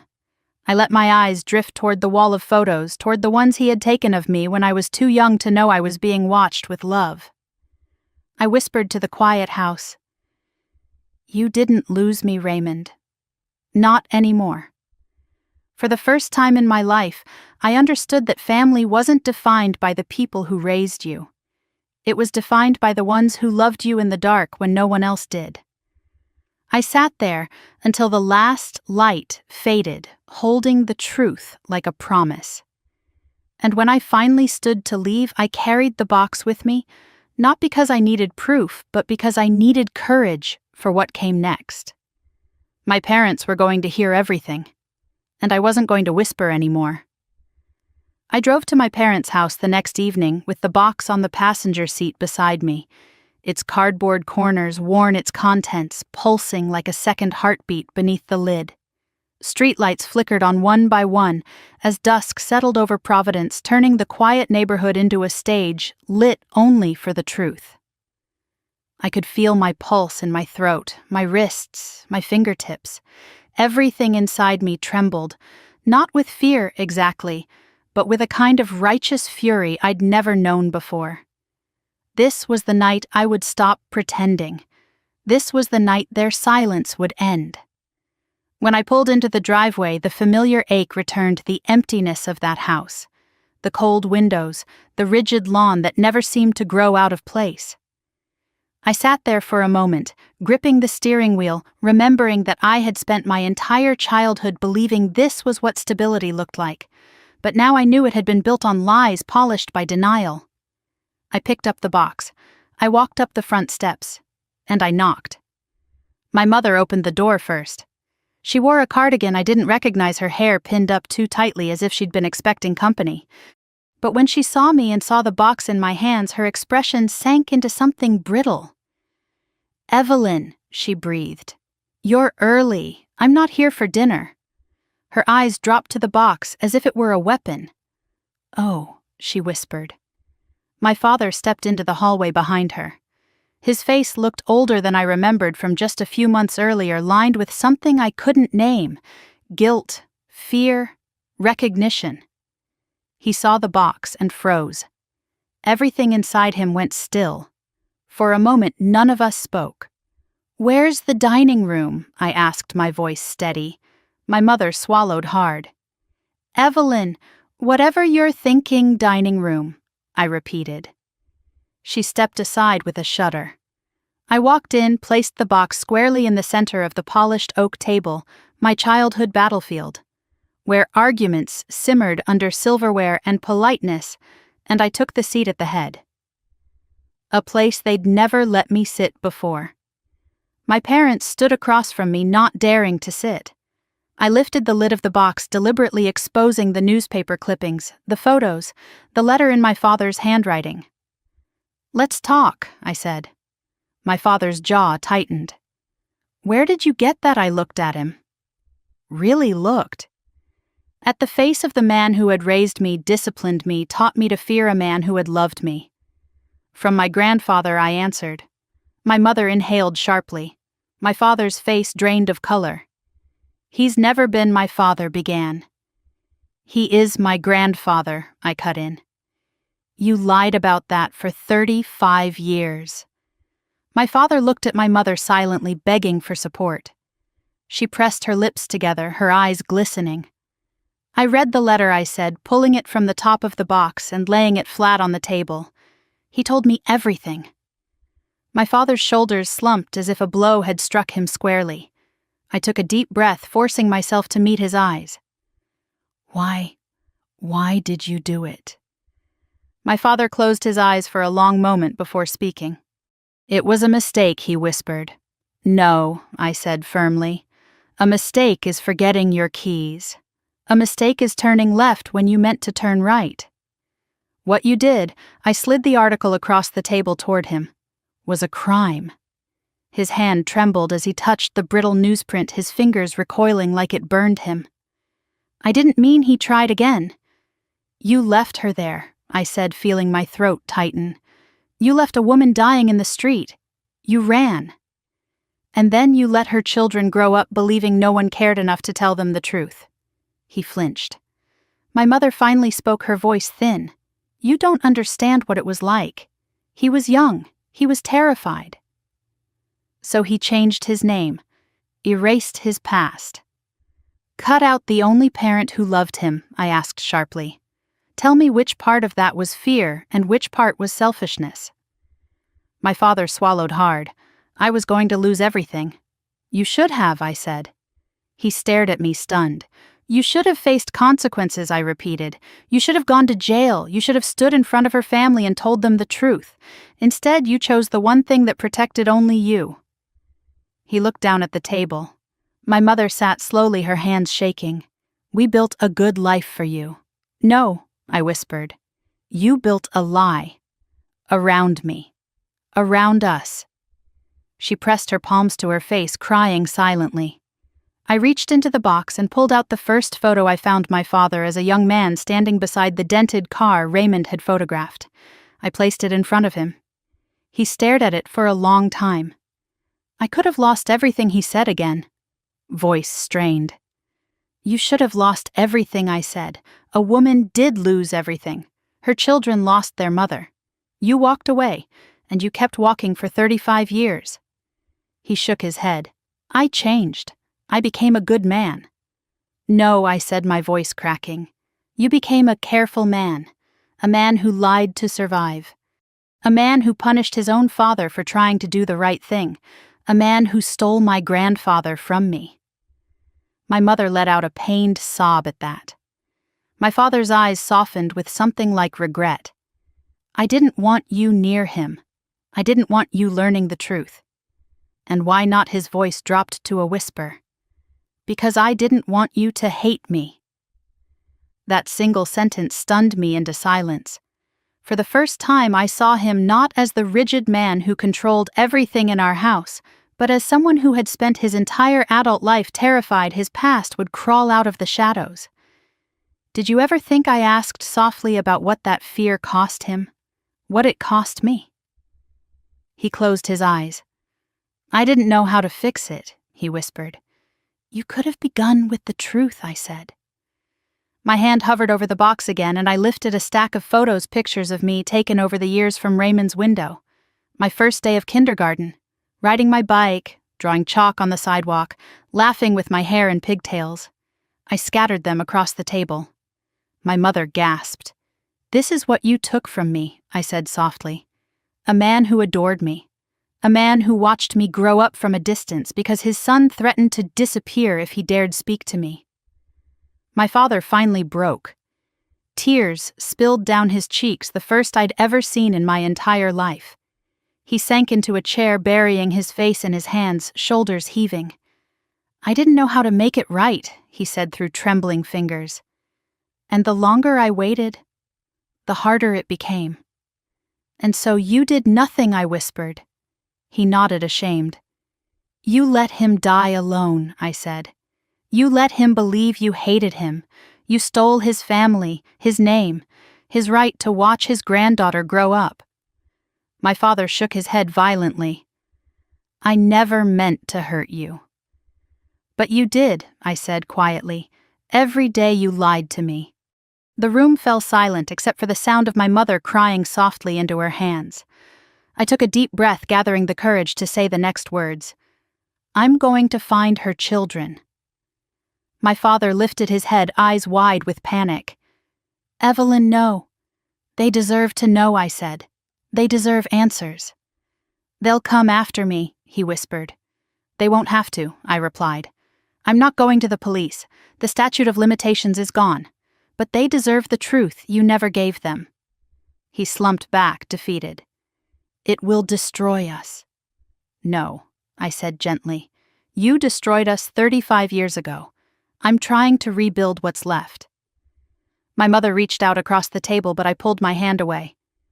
I don't know who you are anymore, I whispered. She sobbed harder. I stood, gathering the box, sliding everything back inside. My father watched me with hollow eyes, as if watching a sentence being written that he knew he deserved. As I walked toward the door, he called after me. Evelyn! I paused. My father loved you, he said hoarsely, more than anyone in the world. I never wanted you to know. Because I knew you'd look at me the way you are right now. I swallowed the lump in my throat. You should have thought of that, I whispered, before you ran that night. His breath hitched. I walked out of the house with the box clutched to my chest. The air outside was cool, quiet, merciful. I stood on the porch, staring into the dark yard, where the 10-foot fence once stood between me and the truth. The fence was gone, but now everything else had to fall too. Tomorrow I would find Maria Ortiz's children. Tomorrow I would show them everything. Tonight I walked to my car feeling lighter and heavier all at once. The truth was free now, and nothing could bury it again. Finding Maria Ortiz's children began as a single desperate search bar on my laptop, typed late at night in the quiet of Raymond's living room, where the shadows of his bookshelves stretched across the floor like patient witnesses.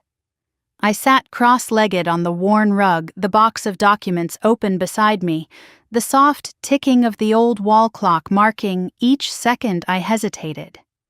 I didn't know what I would say if I found them. I didn't know what kind of wounds I might reopen.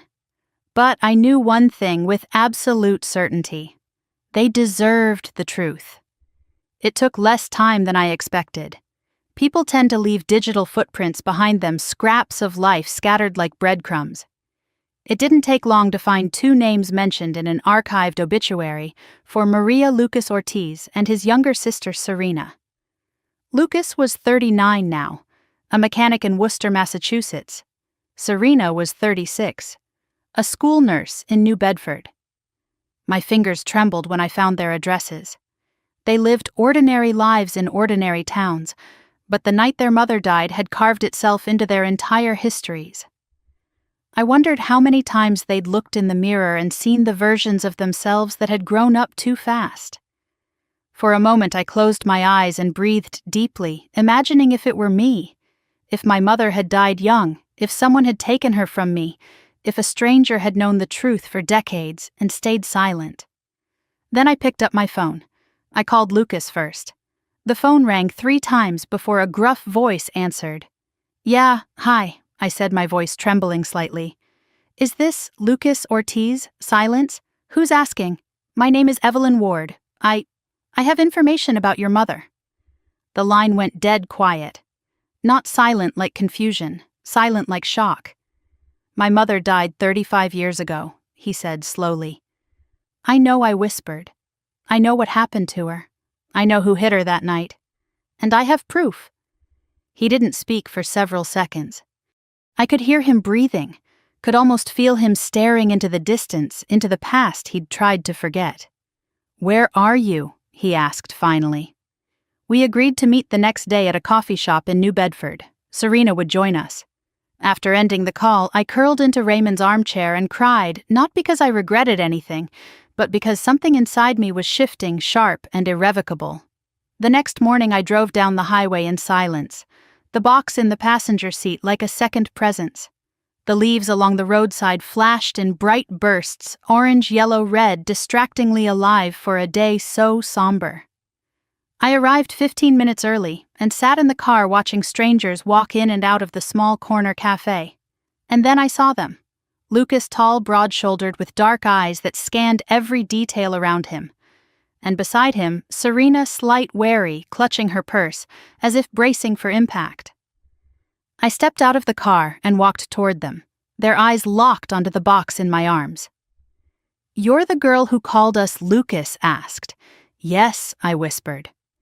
We moved inside, sitting in a quiet corner of the cafe where the smell of roasted coffee beans softened the tension. I placed the box gently on the table between us. Serena's fingers trembled. "Why now?" she asked. "Why, after all these years?" "Because," I began, my voice shaky, "the man who kept the truth from you is dead. And the man who wanted you to know, he never got the chance."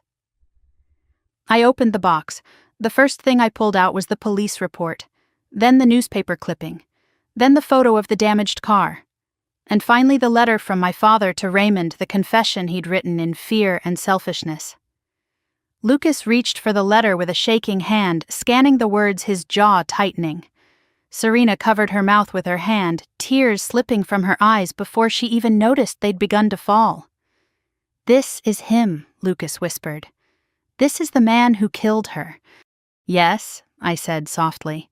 Serena wiped her cheeks. "And who are you?" I swallowed hard. "His daughter." Their eyes widened in the same moment. Serena leaned forward, searching my face for something familiar, something inherited. Lucas sat back, trying to reconcile the woman in front of him with the man who had stolen so much from their childhood. "I didn't know," I said. "Not until his father, my grandfather, left me everything after he passed away." "And he kept the proof?" Lucas asked, brows furrowed. He spent decades trying to convince my father to turn himself in, I said. And when he wouldn't, he moved next door to me just to watch me grow up. Serena gasped softly. He loved you. Yes, he did. A heavy silence settled between us, thick with grief and disbelief. Lucas looked down at the letter again. My sister and I were 5 and 8 when our mother died. We waited. We prayed someone would be caught. But no one ever was. I know, I whispered. We had to move in with our Aunt Serena added. Our father, he drank himself to death. He couldn't survive the grief. My heart clenched. All the pieces of truth, the horror, the loss, the shattered lives pressed into me like sharp stones. Finally, Lucas lifted his head and met my eyes. What do you want from us? He asked. Nothing, I said. You don't owe me forgiveness. I just wanted you to know the truth. I wanted you to have what my grandfather died believing you deserved. Lucas breathed deeply, the kind of breath that shakes free a lifetime of tension. Serena touched the photo of the car gently. What about your father, will he? No, I said quietly. He won't face legal charges. It's too late for that, but people deserve to know who he really is. Lucas nodded slowly. We will take this to court, a civil suit at least. And the press. I know, I said. Serena looked at me again, searching. Are you afraid of what will happen to your family? My family, I whispered, was broken long before today. They exchanged a glance that held both sorrow and understanding. I am sorry for what he did, I added softly. I know it doesn't change anything, but I needed you to hear it from someone who isn't lying anymore. Lucas extended his hand across the table, not in friendship, not in forgiveness, in acknowledgement. I took it. When we parted, Serena hugged me briefly, an unexpected gesture, warm and trembling. Thank you, she whispered. On the drive home, the world seemed sharper. Trees, clouds, the hum of the tires on asphalt, all of it humming with the strange electricity that follows a collision of past and present. By the time I reached Providence again, the news had already spread. Articles online, rumors at the edge of every conversation. My phone buzzed with calls and texts, numbers I didn't recognize, reporters, extended family members who rarely spoke to me, coworkers from the school. And then a call from my mother. I let it ring twice before answering. Where are you? She demanded, voice brittle and terrified. Driving home, I said. You need to come here. Now. I can't, I replied. I'm not going back there. Her breath caught. Do you know what you've done? What this will do to your father? Yes, I said, and I know what he did to them. Silence. Then quietly, he's falling apart. Evelyn, he fell apart 35 years ago, I said softly. She didn't reply. I arrived at Raymond's house, my house now, and stepped inside, closing the door behind me. The quiet wrapped around me like a long exhale. His books, his photos, the fading scent of pine. It all felt like a sanctuary carved from the wreckage of truth. I sat in his armchair again. This time I wasn't shaking. This time I didn't feel like a frightened child unearthing secrets too large for her hands. This time I felt something I hadn't felt in years, steady, clear, whole. When the evening light fell across the floorboards, I whispered into the empty room, I did it, Raymond. They know. They finally know. For the first time since he'd been buried, I felt something warm settle inside me. Not peace, exactly, but purpose. And that was enough. Tomorrow, everything would change: my father's reputation, my mother's trust, my own place in the story. But tonight, in the quiet house of the man who had loved me from a distance, I let myself breathe. The fallout began like a slow leak, one that no one noticed until the damage was too big to hide. 2 days after meeting Lucas and Serena, the first article appeared small, tucked into the local section of a Providence paper. But within hours it spread, picked up by statewide outlets, then regional ones, then national media, hungry for a story about hidden guilt, a decades-old tragedy, and a suburban man who had lived under a false name to escape it. The headline felt like a punch to the ribs. Former Providence resident linked to 35-year-old hit and run. My father's real name, Daniel Kessler, was printed below it.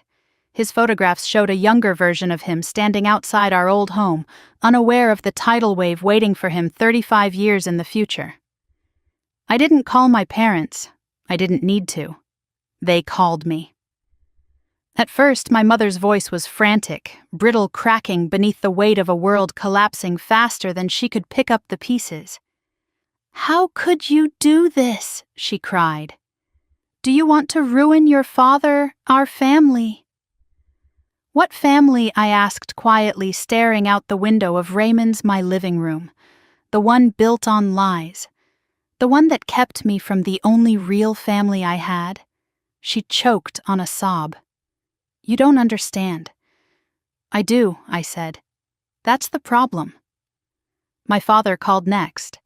His voice wasn't angry, not the way I expected. It was broken, small, hollow. A man standing in the ruins of the life he thought he'd built well enough to withstand time. "You've destroyed everything," he whispered. "No," I said gently. The truth did. He breathed shakily into the receiver. "Did you give them the letter?" "Yes." "And the pictures?" "All of it." Silence flooded the line, thick and suffocating. Finally, he said, "I knew this day would come. I just didn't think it would be you." "It was always going to be me," I replied. "Because I'm the one who deserved to know.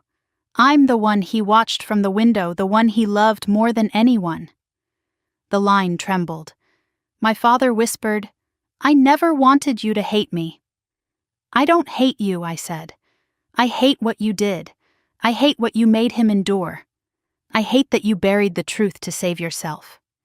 He didn't respond, not with words. The faint, strangled sound on the other end of the line told me everything I needed to know.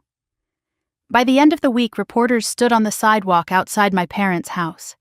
Cars slowed as they passed. Neighbors whispered on their lawns.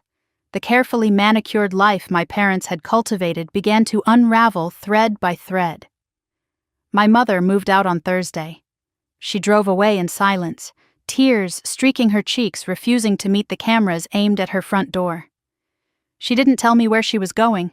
Maybe she didn't know. My father didn't leave the house. He shut the curtains. He stopped answering the phone. Even my mother couldn't reach him after a while.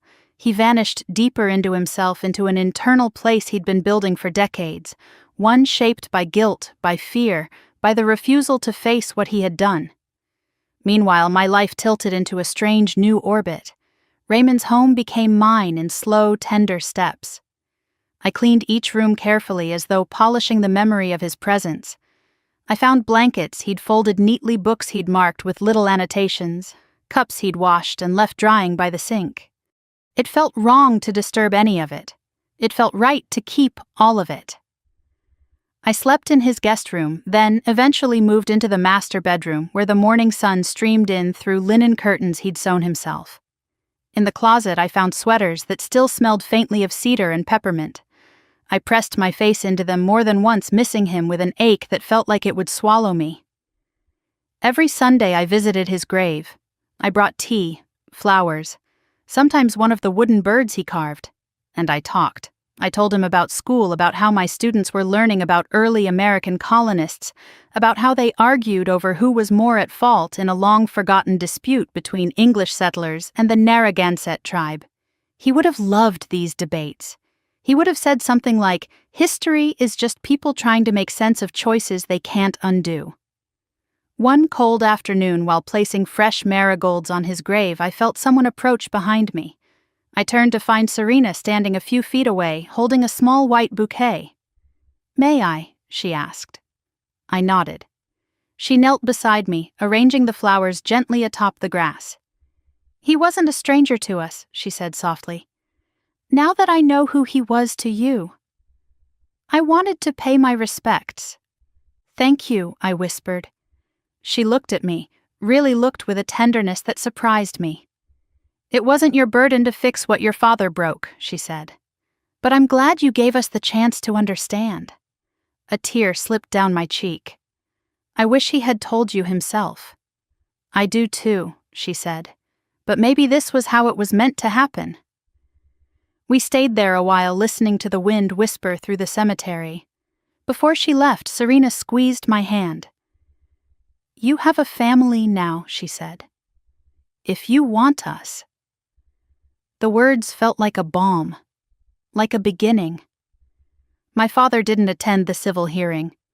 His attorney handled everything while he stayed hidden behind the front door of the house I had once called home. I attended every session. Lucas and Serena did too. Their stories were heartbreaking lives shaped by a loss impossible to forget. And when my father's confession letter was read aloud in court, the entire room sat in stunned silence. The judge ruled in their favor. My father was ordered to pay damages far beyond anything he could afford. It wasn't justice, not really, but it was acknowledgement, and sometimes acknowledgement is the only form of justice left. Afterward, Lucas approached me. He didn't smile. He didn't need to. You did the right thing, he said. I hope so, I replied. You did. And then he added something I'll never forget. He would be proud of you. Your grandfather. The words hit me like sunlight through a storm. As winter approached, the media frenzy died down, the lawsuits settled, and my parents' house went quiet. I didn't call them. They didn't call me. There was nothing left to say. Raymond's home, in contrast, grew warmer with every passing month. I filled the walls with framed photos, some of him, some of me, some of the two of us together, taken through the fence when I was a child. I restored his garden planting, some of his favorite flowers, foxglove, lavender marigolds. I found his old journals and read them one by one, discovering places he'd traveled, dreams he'd held, regrets he never voiced. In one entry, dated the year I turned 10, he wrote, I heard her laugh through the fence today. Just a small sound, soft as a sparrow's wing. I hope one day she will know that she is the brightest part of my life. I pressed the page to my heart and cried. Months passed. I found myself imagining him beside me sometimes, guiding me through the house he built, smiling at the changes I made, offering the gentle encouragement I had always needed. And slowly I began to feel something I hadn't felt in years. Stillness. Belonging. Home. Then one afternoon in early spring, as I dusted the wooden bird he carved with my initial, I realized the truth with sudden clarity. The fence was gone. Not just the physical one my father built, not just the emotional one I grew up behind. All of it, gone. I was living in a house built by love, not fear. I was connected to people who understood truth, not denial. I had reclaimed my family, even if the shape of that family looked different than anything I'd imagined. And for the first time, I didn't feel like the girl who had to peer through a hole in the fence to find kindness. I felt like a woman who finally knew where she belonged. And I knew the next chapter of my life was waiting. Spring settled over Providence with a gentleness that felt almost foreign, as though the world had decided I'd endured enough bitterness for one lifetime.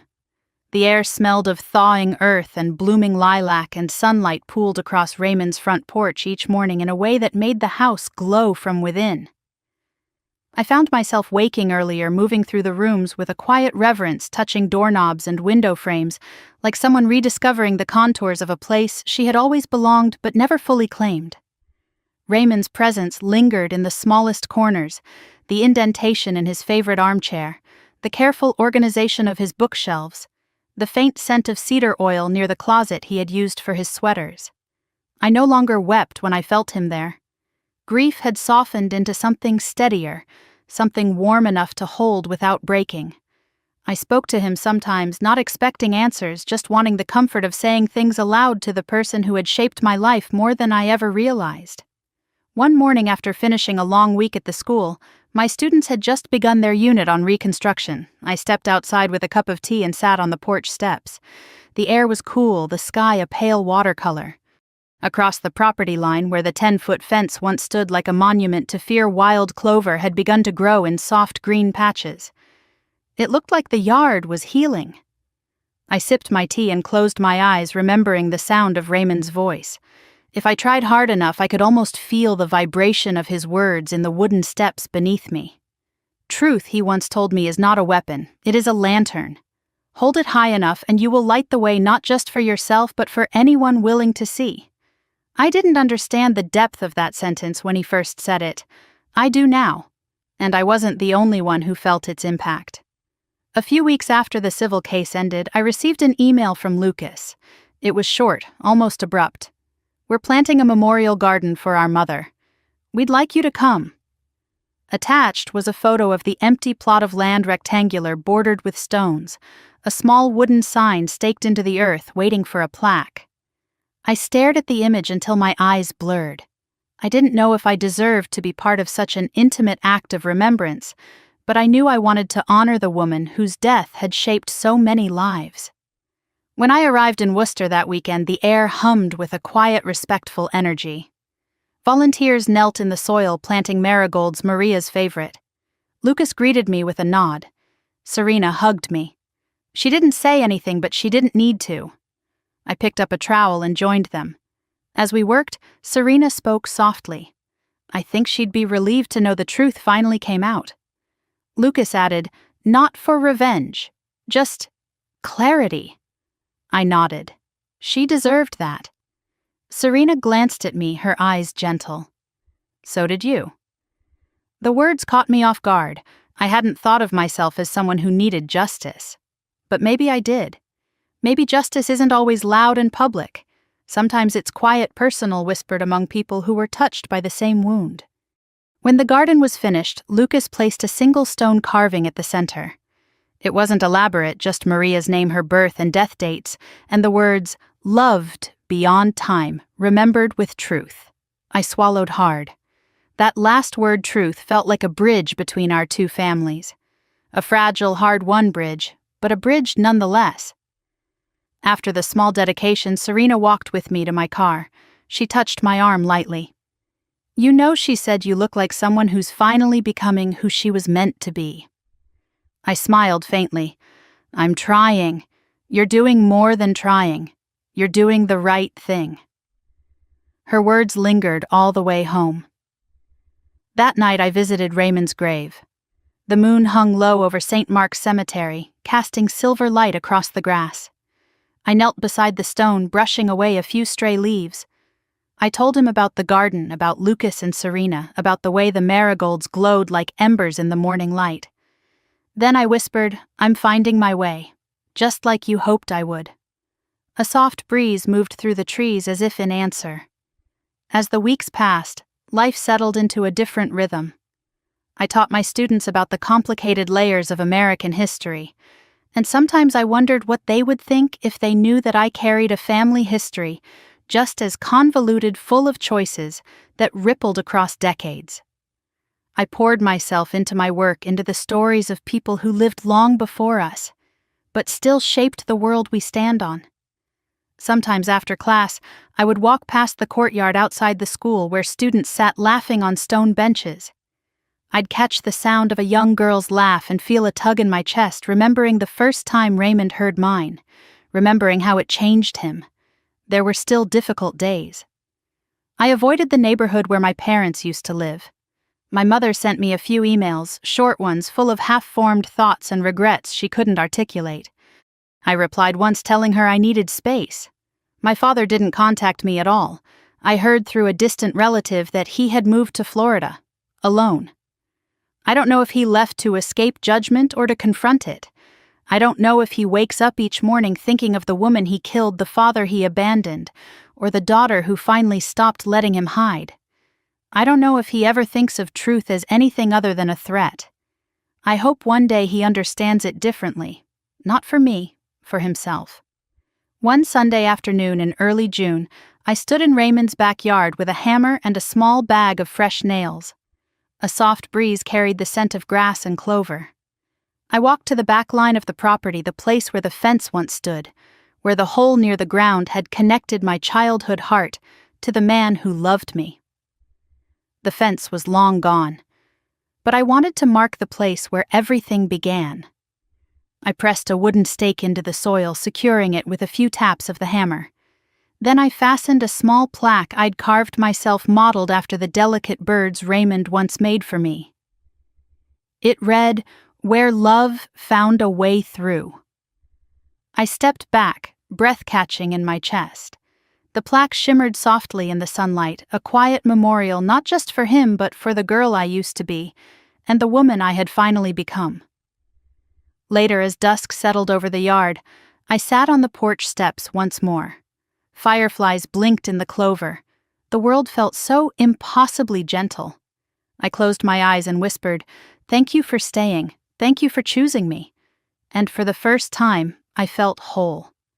This story, my story, had begun in secrecy, but it ended in clarity, in courage, in a love that refused to die even when everything tried to bury it. If you've stayed with me until the final word, thank you. Stories like this aren't easy to carry, and sharing them is an act of trust. I'd love to hear what part of this journey spoke to you or reminded you of something from your own life. Please feel free to leave a comment below or share your thoughts.